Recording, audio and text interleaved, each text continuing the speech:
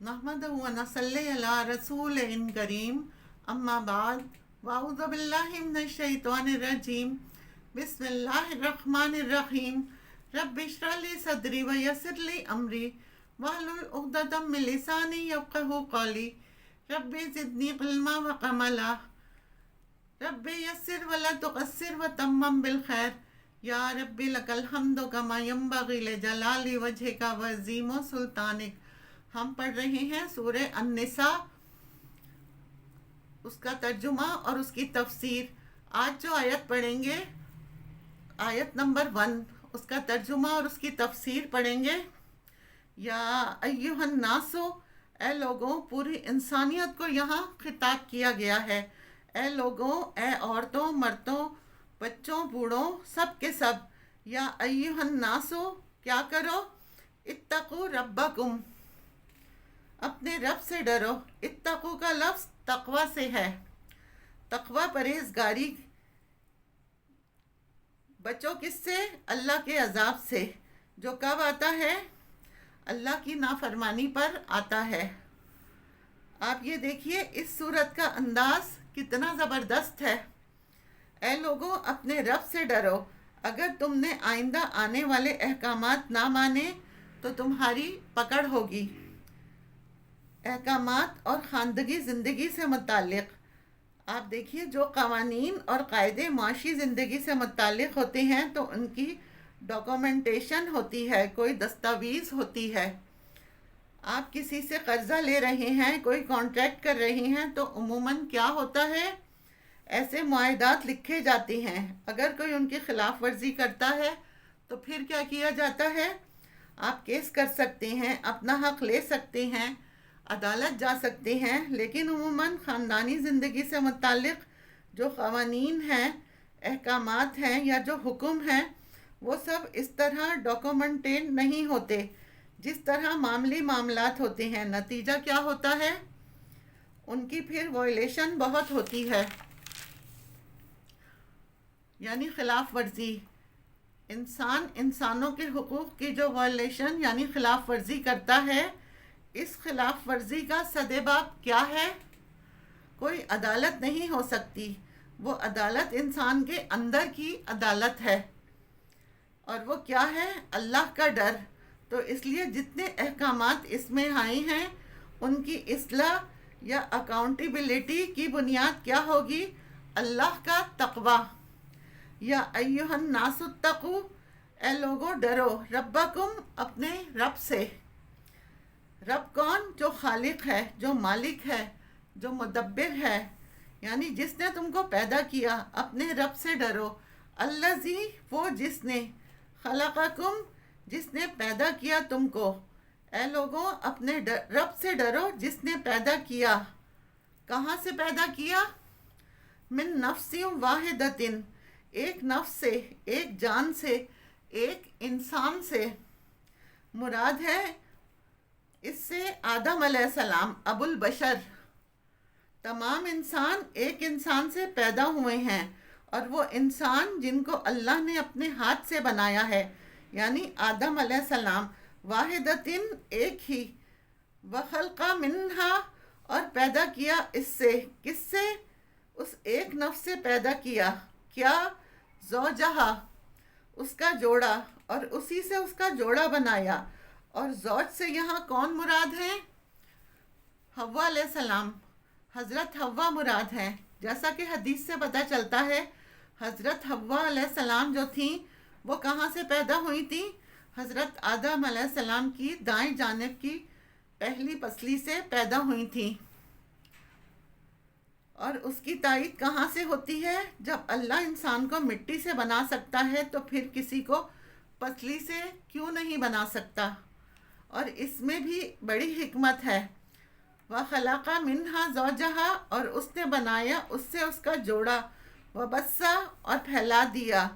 बस्सा के माने होते हैं बखेर देना, फैला देना, यानी खूब बखेरे। मिन्हा, इन दोनों से। अब क्या पता चलता है कि आइंदा नस्लें इंसानी फिर इन दोनों से बनी थी। सबसे पहले दर्जे पर एक, फिर एक से दो, और फिर दो से बाकी सब मल्टीप्लाई हुए। بَثَّ مِنْهَا رِجَالًا كَثِيرًا، بہت سے مرد و نساءً اور عورتیں بھی. حالانکہ تاریخ یہ بتاتی ہے کہ عورتوں کی تعداد مردوں کی نسبت زیادہ رہی ہے.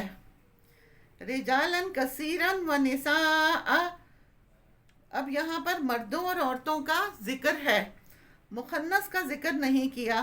کیوں؟ وہ تیسری قسم ہے. تیسری قسم جو ہوتی ہے اسے کیا کہتے ہیں؟ مخنث، یعنی ہجڑے جن کو کہتے ہیں. ایک تو ان سے نسل آگے نہیں بڑھتی، اوپر سے مخنث یا ہجڑوں میں بھی مذکر اور مؤنث ہوتا ہے. ان میں مذکر کی صفات غالب ہوتی ہیں تو وہ عورت، یا ان میں عورت یعنی مؤنث کی صفات ہوتی ہیں. جب وراثت کی تقسیم کا مسئلہ ہوتا ہے تو پھر یہ دیکھا جاتا ہے کہ اگر مخنث اولاد ہے تو ان میں کون سی علامات زیادہ ہیں. اگر لڑکوں والی زیادہ ہیں تو اسے لڑکے والا حصہ ملے گا، اور اگر عورتوں والی نشانیاں زیادہ ہیں تو پھر عورتوں والا حصہ ملے گا. بات یہ ہے کہ ان کو کیوں اللہ نے بنایا ہے؟ تو اللہ جو چاہے وہ بنائے، وہ خالق ہے. اور پھر ایسی نشانیاں اللہ پیدا کرتا ہے کہ جن کو میں نے صحیح سلامت اور نارمل بنایا ہے تاکہ وہ شکر گزار ہوں. ورنہ عام طور پر کیا ہوتا ہے، بیٹی کیوں ہو گئی، بیٹا کیوں نہیں ہوا. اللہ کا شکر ادا کرنا چاہیے کہ ایک مخصوص جن سے تعلق رکھتے ہیں. اور ایک بات ہمیشہ یاد رکھیے کہ جس کو دنیا میں کسی قسم کی کوئی کمی ہو گئی، خواہ وہ جنس کے اعتبار سے ہو یا خواہ کسی عضو کی کمی بیشی ہو، قیامت کے دن اللہ تعالیٰ اس کے بدلے اسے اس کا عوض عطا کرے گا. ایسا نہیں ہو سکتا کہ کسی کو دنیا میں محروم رکھا جائے اور پھر آخرت میں اس کا عوض اسے نہیں دیا جائے. ہاں وہ صبر کرے اور اللہ سے ناراض نہ ہو، شکوہ نہ کرے. لیکن ایسے کیسز کہیں کہیں ہوتے ہیں. اکثریت کیا ہے؟ مکمل مرد اور عورت کی ہے. تو پھیلا دیے ان دونوں سے بہت سے مرد اور بہت سی عورتیں. واتقوا اللہ، اور ڈرو اللہ سے. الذی، وہ جو، کون ہے؟ نسألون بہی، تم ایک دوسرے سے سوال کرتے ہو، ایک دوسرے سے مانگتے ہو، ایک دوسرے سے پوچھتے ہو. بہی، ساتھ اس کے تم ایک دوسرے سے مانگتے ہو، اس کا واسطہ دے کر. بہی والارحام، اور رشتہ داریاں، ان کے معاملے میں ڈرو. کس چیز سے؟ ان کو کاٹنے سے. اللہ سے ڈرو، یعنی اللہ سے ڈرو جس کا نام لے کر تم ایک دوسرے سے حق مانگتے ہو. اور رشتہ داریوں کے معاملے میں بھی خدا سے ڈرو کہ جن کو کاٹنا سخت گناہ ہے، کبیرہ گناہ ہے. ان اللہ کان علیکم رقیبا، بے شک اللہ ہے تم پر رقیب، جس کے ہاتھ میں ہے ہماری گردن، یعنی وہ خوب نظر رکھنے والا ہے. رقیب بہت زیادہ نگہبانی کرنے والا ہے. وہ تمہیں ہر حال میں دیکھتا ہے. اوپر سے کیا کرتے ہو، اندر سے کیا کرتے ہو، دل میں کیا سوچتے ہو، منہ سے کیا بولتے ہو، اس کو سب پتہ ہے. تو جہاں آپ دیکھیے سورہ النساء کی یہی آیات میں دو باتوں کا ذکر ہے. وحدت انسانی کا ذکر. وحدت انسانی کیا ہے؟ تمام انسانیت ایک اصل سے تعلق رکھتے ہیں. کوئی گورا ہو یا کالا، عورت ہو یا مرد، سب ایک اصل سے ہیں. کلکم من آدم و آدم من التراب، لوگوں تم سب آدم کی اولاد ہو، اور آدم کس سے بنے تھے؟ مٹی سے بنے تھے. لہٰذا تم سب کو کیا کرنا ہے؟ تمام انسانوں کی خیر خواہی کرنی ہے. یعنی انسانیت کی اصل ایک ہے. انسان ہونے کے ناطے سب میں مساوات ہے. یعنی وہ پہلا حکم، وہ پہلی چیز جس کا یہاں احساس دلایا جا رہا ہے وہ یہ ہے کہ انسان ہونے کے ناطے سب ایک ہیں. اسی لیے اسلام میں بار بار یہ بات کہی گئی کہ کسی گورے کو کسی کالے پر، کسی عربی کو کسی اجمی پر کوئی فضیلت نہیں ہے. الا اتقوا، سوائے تقوی کے، کیونکہ ان اکرمکم عند اللہ اتقاکم، تم میں اللہ کے نزدیک سب سے زیادہ عزت والا کون ہے؟ وہ جو سب سے زیادہ تقوی کرنے والا ہے. اس سے پتہ چلتا ہے کہ اسلام انسانوں کو کس نظر سے دیکھتا ہے. برابر دیکھتا ہے، اسی لیے ہمیں ہر انسان کے ساتھ بھلائی کا حکم ہے، اس کا رنگ کوئی بھی ہو، اس کا دین کوئی بھی ہو، اس کا بیک گراؤنڈ کوئی بھی ہو۔ حتیٰ کہ آپ صلی اللہ علیہ وآلہ وسلم جنگ میں پکڑے جانے والے قیدیوں سے بھی انتہائی درجے کا حسن و سلوک کرتے نظر آتے تھے، حالانکہ وہ دشمن تھے، لڑنے آئے تھے، آپ کو مارنے آئے تھے۔ جب آپ قابض ہو گئے، وہ قیدی بن گئے، تو کیا حکم ہے؟ چاہے تو ان کو معاف کر دو، چاہے تو فدیہ لے لو، انسان ہونے کے ناطے تو سب ایک ہیں۔ مگر جن انسانوں کے ساتھ قریبی خون کے رشتہ دار ہیں، ان کے پھر حقوق بھی ہیں، خاص ہیں، یعنی ایک عام حقوق ہیں اور ایک خاص حقوق ہیں۔ خاص حقوق والے کون ہیں؟ جن کے ساتھ تمہاری رشتہ داریاں ہیں، ارحام ہیں، یعنی ماں باپ کی طرف سے رشتہ داری کو کہا جاتا ہے۔ یہ دونوں طرف کے خونی رشتہ دار ارحام کہلاتے ہیں، خواہ وہ محرم ہو یا نامحرم ہو۔ چچا کا بیٹا کیا ہے؟ ارحام میں سے، حالانکہ نامحرم ہے۔ اور پھر خون کے رشتے چاہے مسلمان ہو یا نہ ہو، سب کے ساتھ صلہ رحمی کرنے کا حکم ہے۔ حضرت اسما کی والدہ جب مکہ سے آئیں، حالانکہ جب وہ مشرک تھیں، وہ آپ سے مدد لینے آئی تھیں، تو حضرت اسما نے نبی صلی اللہ علیہ وآلہ وسلم سے پوچھا، میری والدہ آئی ہیں اور مجھ سے مدد چاہتی ہیں اور وہ مسلمان نہیں ہیں، کیا میں ان کی مدد کروں؟ تو آپ صلی اللہ علیہ وآلہ وسلم نے فرمایا، اپنی ماں کے ساتھ صلہ رحمی کرو۔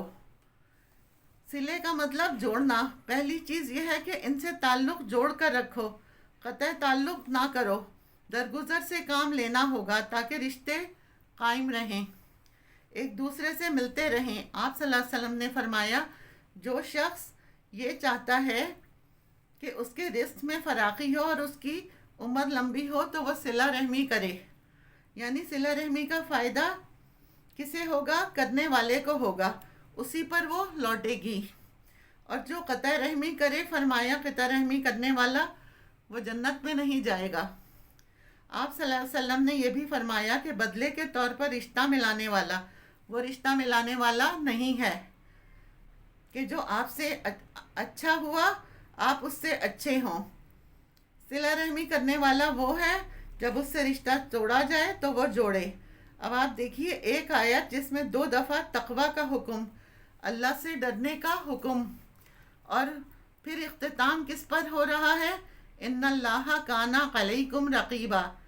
تاکید یاد رکھو، اگر انسانوں کو بے وجہ نقصان دیا اور رشتہ داروں کے ساتھ بے وجہ زیادتی کی تو پھر سخت پکڑ ہے۔ اگر خاندان کے اندر اتحاد قائم ہو جائے تو اس کے باہر بھی قائم ہو جائے گا۔ وآخر دعوانا ان الحمد للہ رب العالمین۔